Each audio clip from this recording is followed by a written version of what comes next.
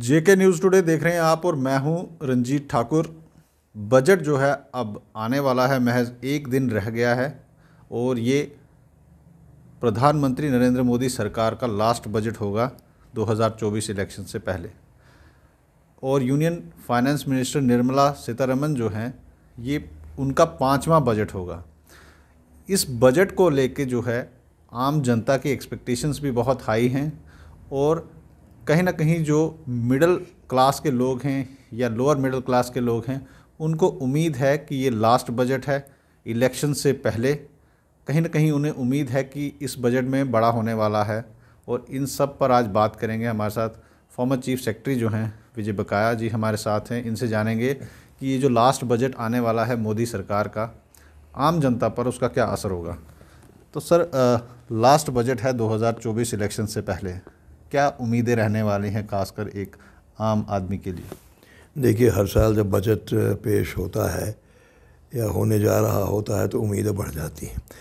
हर वो तबका जो समझता है कि पिछले बजट में उसका ख्याल नहीं रखा गया, ये उम्मीद करता है कि अगले बजट में उसका ख्याल रखा जाएगा। तो मगर हर साल मिडिल क्लास को की उम्मीदें बहुत ऊंची होती हैं और मिडिल क्लास का एक माइंडसेट ये है कि सब वर्गों को बजट से फ़ायदा तो होता है, मिडिल क्लास वहीं का वहीं रह जाता है। तो इस बार जो उम्मीद है मिडिल क्लास को, सबसे पहले तो सैलरी, एक इनकम टैक्स में कोई रियायत देने की बात है और वो किस हद तक देंगे, वो एग्जेम्पशन का स्लैब बढ़ाएंगे या और कुछ करेंगे, वो देखने की बात है। लेकिन हमने जो देखा है हर साल इनकम टैक्स में एग्जेम्पशंस की बात होती है, इनकम टैक्स में थोड़ी रियायत की बात सोची जाती है, मगर अल्टीमेटली बजट में आता नहीं है। तो इस बार क्योंकि अब नेक्स्ट ईयर इलेक्शन है और इलेक्शन से पहले ये आखिरी बजट है, मैं समझता हूँ कि ये बजट हर वर्ग के लिए कुछ न कुछ देगा और सबसे ज़्यादा एलोकेशन जो ये करेगा बजट, वो इंफ्रास्ट्रक्चर के लिए करेगा, जैसे कि पिछले बजट में था। क्योंकि इंफ्रास्ट्रक्चर का जो तेज़ी से विस्तार हो रहा है हिंदुस्तान में, वो इस बीजेपी सरकार की बहुत बड़ी अचीवमेंट है। और इनका जो मैकेनिज़्म है मॉनिटर करने का कि काम जिनके पे पैसा एलोकेट हुआ है वो हो रहा है नहीं हो रहा है, उससे भी अब ज़मीन पे दिखाई देने लगा है कि सड़कें भी अच्छी बन रही हैं, पोर्ट्स को कनेक्ट किया जा रहा है, एयरपोर्ट्स बन रहे हैं, रेलवे स्टेशन नए नए बन रहे हैं। तो इनके लिए मुझे लगता है एलोकेशन ज़्यादा होगी। दूसरा जो है, जो सरकारी मुलाजिम हैं, सेंट्रल गवर्नमेंट एम्प्लॉइज़, वो एक बहुत बड़ा फैक्टर होता है इलेक्शन में, ओपिनियन मेकर्स होते हैं। आपने देखा होगा हिमाचल का इलेक्शन जो जीती कांग्रेस, वो इसी बात से जीती कि उन्होंने ओल्ड पेंशन स्कीम वापस लाने की बात करी, उसे 23,000 से बीजेपी हार गई। तो सेंट्रल गवर्नमेंट ऑफिसर्स एम्प्लॉइज़ को भी कुछ न कुछ इन्हें प्रलोभन देना पड़ेगा, जो कि वो शुरू से मांग रहे हैं कि जो बेसिक पे जिस पे उनको आगे डीए और बाकी चीज़ें मिलती है, वो बेसिक पे बढ़ा देना चाहिए। तो उस पर भी चर्चा हो रही है, मांग हो रही है। हो सकता है इस तरह की बात वो बजट में आए। तो सर, आप फॉर्मर चीफ सेक्रेटरी रह चुके हैं, खासकर जम्मू कश्मीर जैसी स्टेट के, तो बजट किस तरीके से बनता है और किन किन फैक्टर्स को देखा जाता है? खासकर गवर्नमेंट जब कहती है, गवर्नमेंट के लोग जो हैं ऑर्डर दे सकते हैं कि आप इस तरीके से बनाइए, मैं कहीं ना कहीं जो मेकर्स हैं, जो इसमें जो मेन रोल निभाते हैं, वो ब्यूरोक्रेट्स होते हैं। तो किस तरीके से ये पूरा होता है? देखिए, सबसे पहले तो अपना ये अंदाज़ा लगाया जाता है कि आपकी आमदनी कितनी है, आमदनी किन ज़रायों से आती है और आपकी खर्चे कितने हैं और आपकी ज़रूरियात क्या क्या हैं जहाँ पे खर्चा करना लाजमी है। उसके बाद फिर आप ये देखते हैं कि हमारी अपनी आमदनी जो है वो कितनी है, उसके अलावा जो हमारे खर्चे हैं उनको कहाँ से मीट करेंगे। कोशिश ये रहती है कि हम बोरोइंग करें, लोन लें, बाज़ार से लें, बॉन्ड्स करें, लेकिन उसमें एक लिमिटेशन ये भी रखनी पड़ती है कि ज़्यादा कर्जा न चढ़ जाए और ताकि चुकाते ही रहें। तो मगर प्रायोरिटी जो है वो एग्रीकल्चर को होती है। एग्रीकल्चर में जो इंसेंटिव्स हैं, फर्टिलाइज़र है, पावर है, सीड है, उसमें सब्सिडी देने की बात होती है ताकि हर ज़मींदार उसको अफोर्ड कर पाए।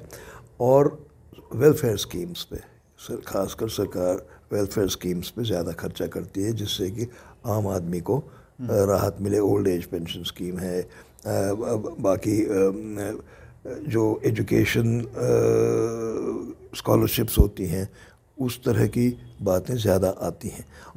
और इंडस्ट्री के लिए, इंडस्ट्री आपको पता है एम्प्लॉयमेंट जनरेट करती है। इंडस्ट्री के लिए इंडस्ट्रियल एस्टेट्स सब्सिडाइज रेट पे इन्वेस्टर्स को देना, इन्वेस्टर्स को अट्रैक्ट करने के लिए उनके लिए एक इंसेंटिव देना, उनको एक कुछ एग्जेम्पशंस देना। क्योंकि हमारे स्टेट में सबसे बड़ी मुश्किल ये है कि इंडस्ट्री अगर आती है तो उसको तो रॉ मटेरियल का कॉस्ट भी ज़्यादा हो जाता है, क्योंकि बाहर से ही आता है ज़्यादा रॉ मटेरियल, कोई भी प्रोडक्ट बनाए, और उसका मार्केट भी जम्मू कश्मीर के बाहर ही होता है। तो इसलिए उस तरह की बैलेंसिंग करने के लिए उसको कुछ ना कुछ इंसेंटिव देना पड़ता है। तो आपको लगता है कि जिस तरीके से अभी सर्वे रिपोर्ट आ रही है और एक्सपेक्टेशन जताई जा रही है कि 2024 का जो फिजिकल होगा 2024 के लिए जो होगा वो 6.8 का बताया गया कि ग्रोथ रेट होगा, और 2023 में इसकी एक्सपेक्टेशन 11% तक थी।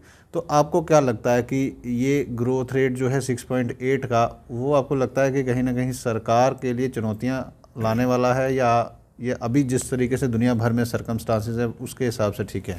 देखिए, मैं तो ये समझता हूँ कि GDP के आंकड़े जो आते हैं वो फर्म नहीं होते कि आप कह दें कि 6% हो जाए और 6% ही हो, 5 नहीं हो, 7 नहीं हो, ऐसा नहीं होता।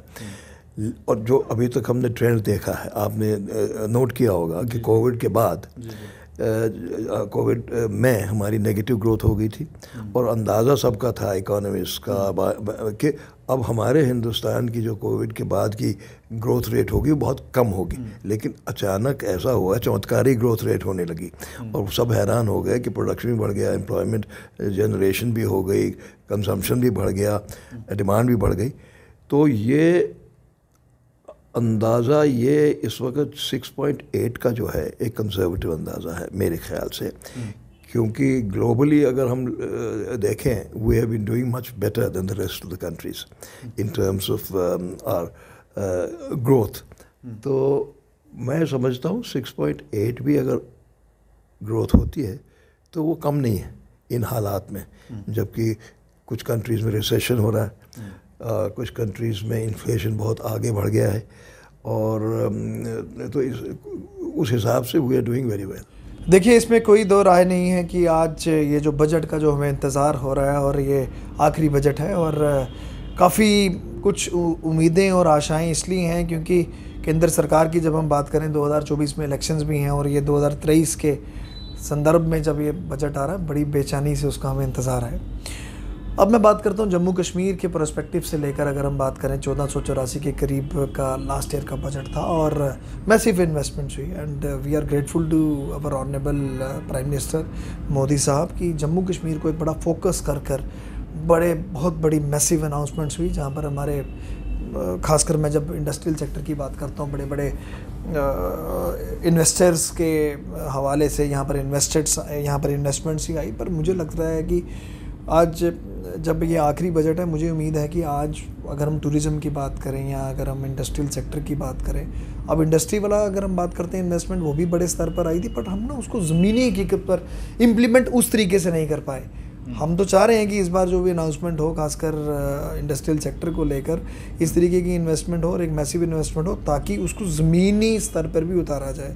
फ़र्ज़ करो आप इतने करोड़ों रुपए की इन्वेस्टमेंट आने के बाद भी आज भी कुछ कमियां हैं, ज़मीन की कमी है। आप देखिए, घाटी के अलावा और कितने एरियाज़ हैं जो जहाँ एक डेवलप आपकी इंडस्ट्री लगाने के लिए जो तैयार हैं, जहाँ पर रोड्स हैं, जहाँ पर पानी का कनेक्शन है, या जहाँ पर बिजली पूरी है, तो वो अगर आप नज़र लगाएं तो फिर एक निराशा होती है। तो मुझे लगता है इस बार जो फोकस जो हमारी इंडियन गवर्नमेंट का, और जो खासकर जो कल हमारी फाइनेंस मिनिस्टर, जो वित्त मंत्री जी कल जो अनाउंस करने जा रहे हैं, मुझे लगता है कि जम्मू कश्मीर को लेकर एक एक मैसिव इन्वेस्टमेंट की दोबारा ज़रूरत है हमारे इंफ्रा को लेकर। जब मैं बात करता हूँ इंडस्ट्री, देखिए जहाँ पर टूरिज़्म की बात करूँ, और दोबारा मैं कहना चाहूँगा कि वी आर वेरी फॉर्चुनेट। आज जो आंकड़े जब हमने देखे टूरिज़्म के, वाकई में आंकड़े हैरान करने वाले थे।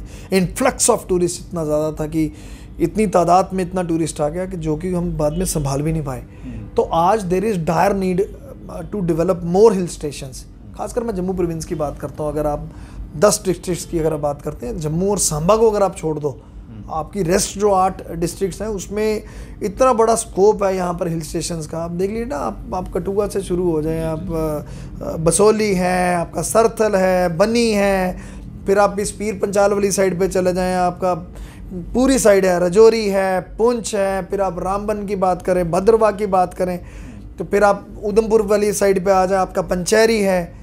पर निराशा तब वहाँ होती है अगर आप रोड का इंफ्रा देखो, इतना खूबसूरत ऑल ओवर इंडिया काम किया जा रहा है, पर अगर मुझे लगता है कि आज अगर इतना इन्फ्लक्स ऑफ टूरिस्ट, इतने ज़्यादा टूरिस्ट आ गए, अगर आज हम इस रूटीन को अगर हम बनाए रखें या इस पूरी चीज़ को अगर हमें कायम रखना है, मुझे लगता है कि आज ज़रूरत है इन सारे हिल स्टेशंस को, जिसका नाम ले रहा हूँ, जितने एरियाज़ हैं उनको एक खूबसूरत हिल स्टेशन में कन्वर्ट किया जाए, ताकि यहाँ की इकॉनमी बूस्ट हो और यहाँ पे रोज़गार बढ़े और यहाँ पर एम्प्लॉयमेंट बढ़े।